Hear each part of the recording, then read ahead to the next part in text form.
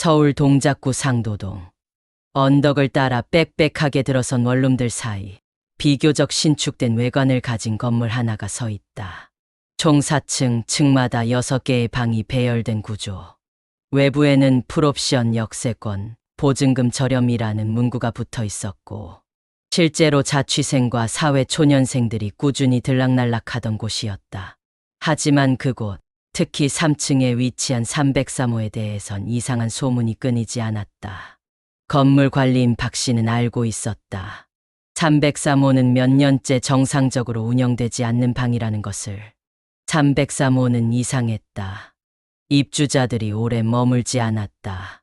많게는 한 달, 짧게는 2주 만에 계약을 파기했다. 이유를 물어보면 똑같았다. 잠을 잘 수가 없어요. 누가 문 앞에 서 있는 기분이 들어요. 혹은 새벽마다 욕실 쪽에서 누가 속삭이는 것 같아요.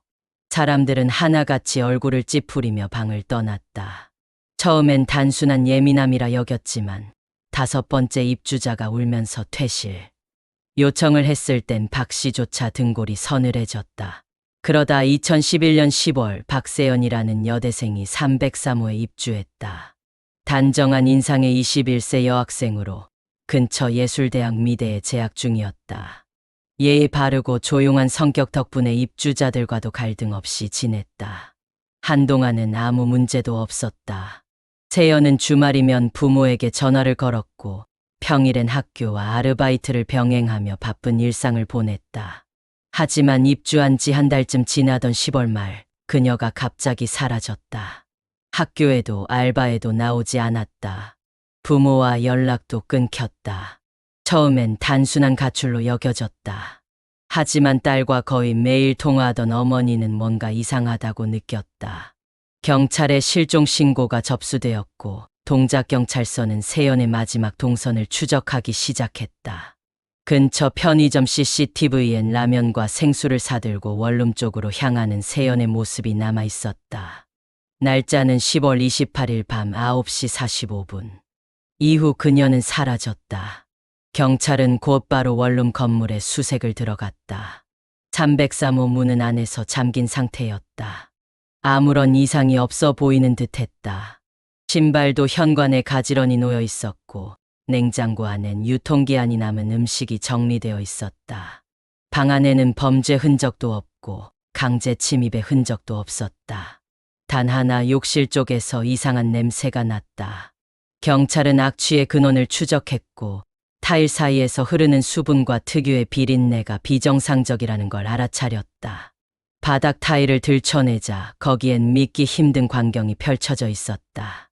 욕실 배수구 아래엔 인체 일부가 숨겨져 있었다. 절단된 손가락, 피가 굳은 수건, 그리고 검게 변한 머리카락 뭉치. 타일과 실리콘으로 은폐된 흔적은 너무도 정교했다. 현장 감식반은 바닥 전체를 드러내기 시작했고 곧이어 발견된 건 절단된 팔과 다리, 몸통이었다. 모든 유해는 미세한 분해 상태로 접착제를 통해 밀봉되어 있었다. 진원을 확인하기 위해 DNA 감정을 진행했고 결국 피해자가 박세연이라는 사실이 밝혀졌다. 건물은 발칵 뒤집혔다. 입주자들은 충격에 빠졌고 부모는 주저앉았다. 조용하고 안전하다고 믿었던 동네, 그리고 수많은 젊은이들이 사는 이 건물 한복판에서 일어난 살인사건. 경찰은 강력범죄로 전환하고 범인을 좁히기 시작했다. 범죄자의 정체는 곧 드러났다. 304호. 피해자 옆방에 거주하던 남성 김도지. 33세의 프리랜서 프로그래머. 그는 사건 발생 이틀 후 짐을 싸서 새벽 4시에 건물을 떠났다. 부동산엔 간단한 문자 한 통을 남겼다. 급한 일로 방을 비웁니다. 열쇠는 우편함에 넣었습니다. 경찰은 그의 방에 강제 진입했다. 처지 인상은 깔끔했다.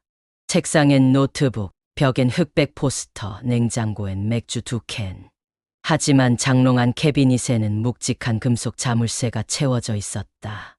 자물쇠를 풀자 그 안엔 소름 끼치는 물건들이 쏟아졌다.